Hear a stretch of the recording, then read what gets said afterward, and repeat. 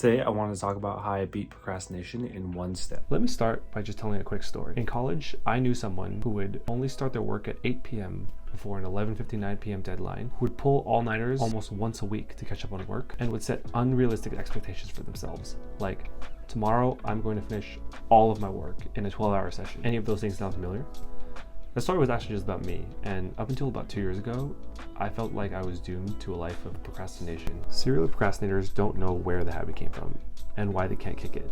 All they know is that feeling of self-loathing every time they can't fulfill the commitments they made to themselves. You might know the feeling of sitting down, scrolling around Instagram, getting some water, and then suddenly an hour has passed and your work has still not been started. All that was me until I discovered this one technique, which is called the Pomodoro technique. You may have heard of it or tried it before, but give me just 1 second to explain why it will change your life. So what is it? The Pomodoro technique is a time management system that separates your workday into 25-minute chunks, separated by 5-minute breaks. And after 4 Pomodoros, you take a longer break of 15 minutes. The concept is pretty simple, so when I first heard of it, I thought there's no way this will work. How is separating my work into 25-minute chunks going to help me finish anything at all? But the one thing that wasn't explained to me was the concept of flow.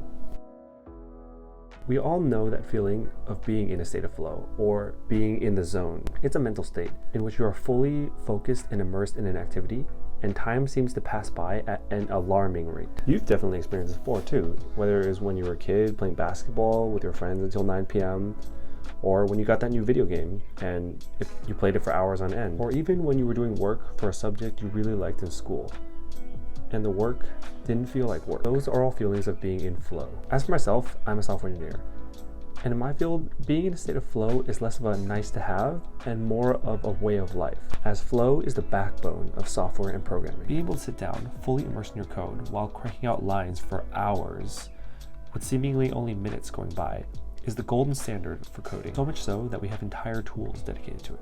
Take Slack, for example, the work group messaging system. Group chats are silenced by default unless you're attacked. There are functions to disable notifications entirely for periods of time to make sure that you stay interruption free. You can even set yourself reminders and set messages to send on a schedule if you don't want to do it manually within Slack. These are all tools implemented in Slack to help workers stay in the zone. There's a reason why, after the pandemic hit and everyone was sent home to work, that companies found that workers had the same amount of productivity or even increased productivity while at home, because no one was around to tap you on the shoulder and break you out of your state of focus. And this is where I return to the Pomodoro technique, which is all about forcing your mind into a state of flow using small and manageable chunks. Think about that 1,000-word research paper you need to write. Is it more mentally draining if you think about it as a 4-hour chunk that you need to rip out of your Sunday evening when you could be doing better things? Or as a small 25-minute chunk where you just get started? Using this technique is all about reducing the barrier of entry for a task and then quickly building momentum on it. First step is just to download one of the Pomodoro apps for your phone. I specifically use one called Be Focused on both the Apple Watch and the iPhone, and it does its job for me. Some people even opt for using a physical timer, but I would say try to opt for something that can be heard through headphones or that can notify you silently, so you can use this in public spaces. Then, next time you start a task, start the timer and tell yourself that you'll dedicate absolute focus to the subject at hand while the timer is going. No touching your phone, no browsing sites outside of your current research, just work. Once the timer is over, finish up your thought and start your break timer and enjoy your well-earned break. Repeat this process over and over and over again while you're doing your work, and pretty soon you'll fall into that state of flow. So why should you use this, really? Think about someone going to the gym. You go 4 times a week, and slowly, your discipline increases. You build bigger and stronger muscles. You can lift, hopefully, a bit more weight every time you go. The same can be said for your focus.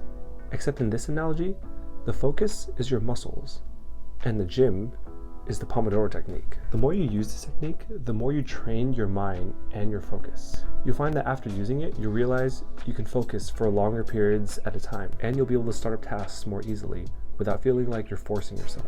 Kind of like picking up heavier boxes after working at the gym for 6 months.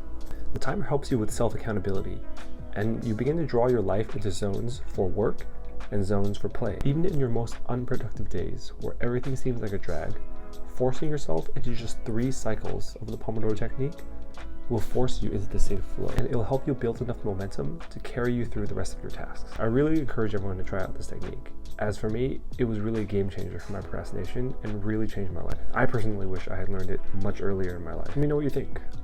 And until next time.